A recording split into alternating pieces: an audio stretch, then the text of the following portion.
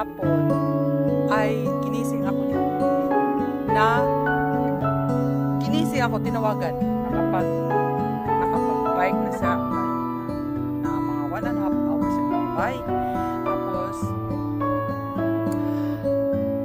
tumawag sa akin, ay hindi ko pala nakuha guys, doon banda yun, doon sa harap ko na yun guys, doon namin, hindi nyo makita kasi nang pagkuha maligo daw kami. So ngayon ang ginawa ko guys, pagkagising ko nag-jogging ako at pumunta na dito kahit para makasabay ko siyang mag-swimming. Hindi ko lang guys nakuhaan kasi nga nagmadali na rin ako at ayun, pauwi na ako at magluluto na ng aming lunch. Mag-grill daw kami.